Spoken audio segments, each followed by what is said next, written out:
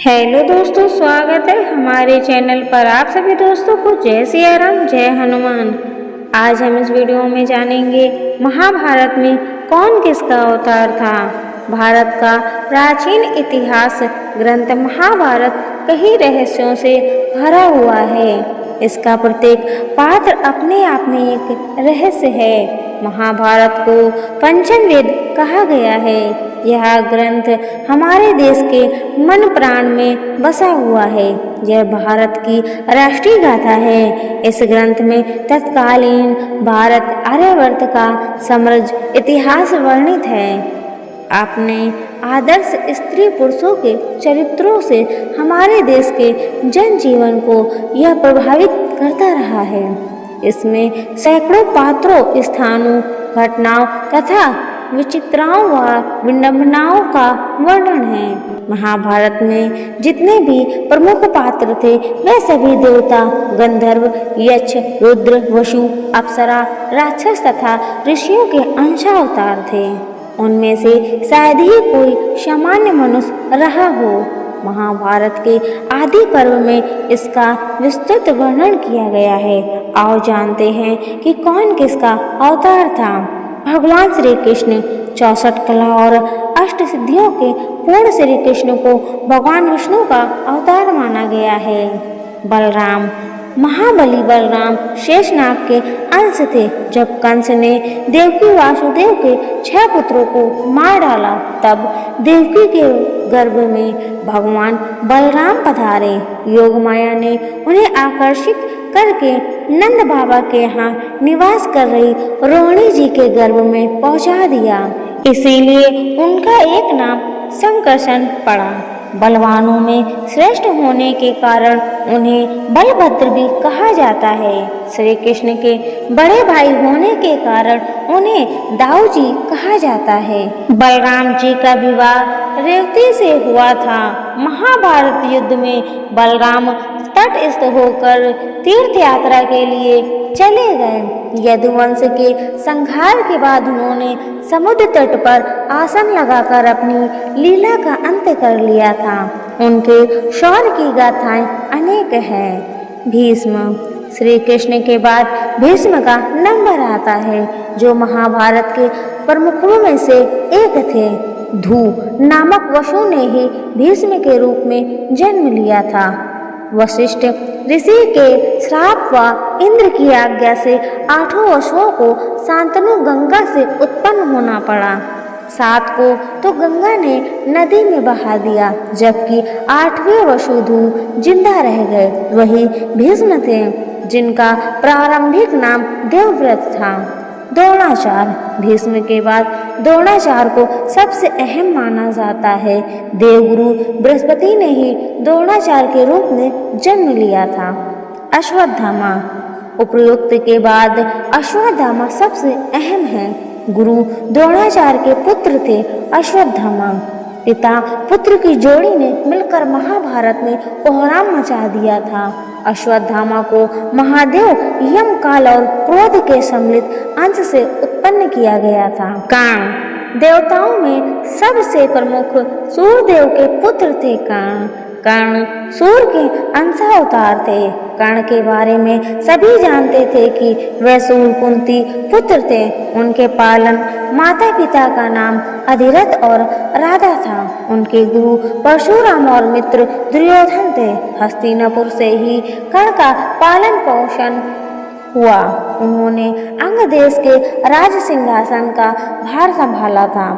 जरासंध को हराने के कारण उनको चंपा नगरी का राजा बना दिया गया था। दुर्योधन कलयुग का तथा उनके 1000 भाई पुरुषोत्त से वंश के राक्षस के अंश थे।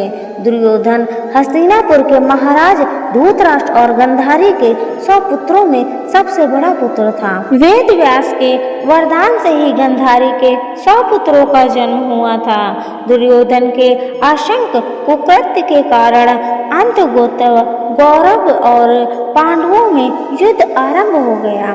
दुर्योधन गदा युद्ध में पारंगत था और श्री कृष्ण के बड़े भाई बलराम का शिष्य था। दुर्योधन ने कर्ण को अपना मित्र बनाया था। गंधारी द्वारा देखे जाने से उसका शरीर वज्र के समान हो गया था, लेकिन श्री कृष्ण के छल के कारण उसके गुप्तांग का स्थान कठोर नहीं हो पाया, जिसके चलते महाभारत युद्ध में भीम ने दुर्योधन को उसकी जंघा से पकड़कर उसके 2 फाड़ कर दिया और इस तरह दुर्योधन मारा गया।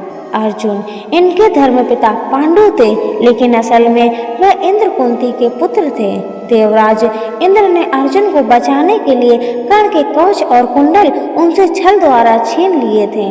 देवराज इंद्र एक ब्राह्मण के वेश में पहुंच गए कर्ण के द्वारा और उनसे दान मांग लिया। भीम को पवन पुत्र कहा जाता है। हनुमान भी पवन पुत्र ही थे। कहते हैं कि भीम में 10,000 हाथियों का बल था। भीम ने बलराम से गदा युद्ध सीखा था। भीम ने ही दुर्योधन और दुशासन सहित गंधारी के 100 पुत्रों को मारा था। द्रौपदी के अलावा भीम की पत्नी का नाम हिडिंबा था, जिससे भीम का परम वीर पुत्र घटोत्कच पैदा हुआ था। घटोत्कच ने ही इंद्र द्वारा कर्ण को दी गई अमोघ शक्ति को अपने ऊपर चलवाकर अर्जुन के प्राणों की रक्षा की थी। युधिष्ठिर धर्मराज कुंती के पुत्र थे। युधिष्ठिर के धर्मपिता पांडु थे और वह 5 पांडवों में से सबसे बड़े भाई थे। वह सत्यवादिता एवं धार्मिक आचरण के लिए विख्यात थे। अनेकानेक धर्म संबंधित प्रश्न एवं उनके उत्तर युधिष्ठिर के मुख से महाभारत में कहलाए गए हैं। उनके पिता धर्मराज ने यक्ष बनकर सरोवर पर उनकी परीक्षा भी ली थी। द्रौपदी के अलावा उनकी देविका नामक एक और पत्नी थी। द्रौपदी से प्रतिविंध्य और देविका से योधय नामक उनके 2 पुत्र थे। ये सशरीर स्वर्गरोहण कर गए थे। नकुल व सहदेव ये 33 देवताओं में से एक अश्विनी कुमारों के अंश से उत्पन्न हुए थे। ये 2 अश्विनी कुमार थे, एक नसत्य और दूसरा दस्त। सहदेव त्रिकालदर्शी था। उसने महाभारत युद्ध के होने और इसके परिणाम की घटनाओं को पहले से ही जान लिया था, लेकिन श्री कृष्ण ने उसे इस घटना को किसी को भी बताने से इनकार कर दिया था। कृपाचार्य रुद्र के एक कर्ण ने कृपाचार्य के रूप में अवतार लिया। शकुनी द्वापर युग के अंत में शकुनी का जन्म हुआ। धृतराष्ट्र और पांडु के अरिष्टा के पुत्र हंस नामक गंधर्व धृतराष्ट्र तथा उसका छोटा भाई पांडु के रूप में जन्मे। विदुर शूर के अंश धर्म ही विदुर के नाम से प्रसिद्ध हुए। कुंती और माद्री के रूप में सिद्धि और कृतिका का जन्म हुआ। गंधारी मति का जन्म राजा शुबल की पुत्री गंधारी के रूप में हुआ था। रुक्मणी द्रौपदी राजा भीष्मक की पुत्री रुक्मणी के रूप में लक्ष्मी जीवा द्रौपदी के रूप में इंद्राणी उत्पन्न हुई थी। अन्ना अभिमन्यु चंद्रमा के पुत्र वर्चा का अंश था। मरुतगण के अंश से सप्ताकी द्रुपद कृतिवर्मा व विराट का जन्म हुआ था।